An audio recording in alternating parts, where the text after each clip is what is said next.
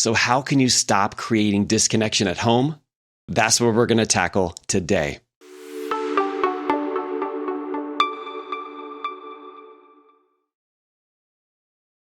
See, here's the thing. If you've ever heard, like I've heard, Mark, I'm not a suspect, you know that this is something that can make a huge impact at home.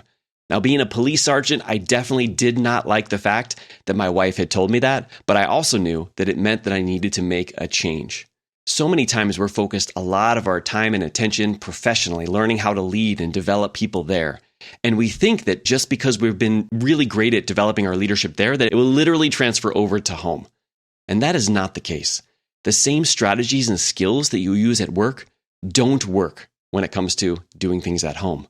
And the faster you realize that it's just a fact that you just don't have those skills, the better. Now, I want you to think about this analogy. If you were playing basketball, all right? You were playing basketball, you were really good at it, you were developing yourself, and you made a decision that now you're going to start playing baseball. You wouldn't get upset if you hadn't developed the skills of learning how to throw a baseball.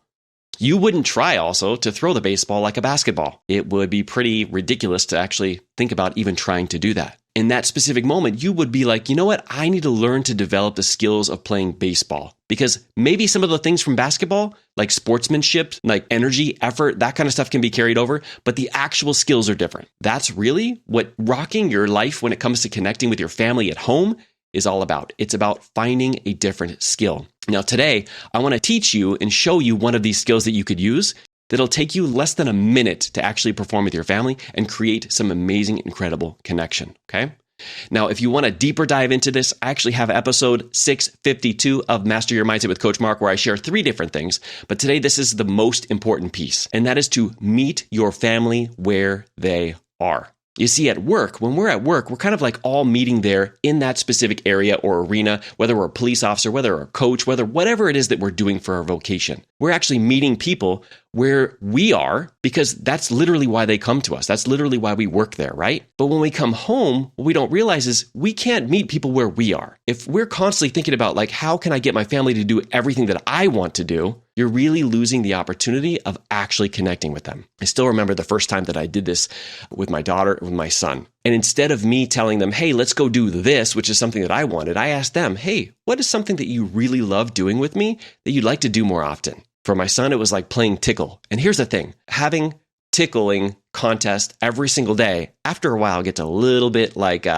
tiring. And it's not something that I necessarily want to do when I get home and end a watch. But understanding that that's when my son feels most connected to me, I'm like, I'm all in all the time. It was the same thing with my daughter, like when she wanted to play Unicorn Princesses, or she wanted me to read a dragon book, or most recently, I actually asked her like, hey, you know what? You're watching Demon Slayer. I see that you're really excited about it. What if I sat down and watched it with you? And her eyes totally lit up and she's like, you do that? This is the opportunity that we get when we meet our family where they are. This is going to create incredible connection, and I really do want to hear back from you.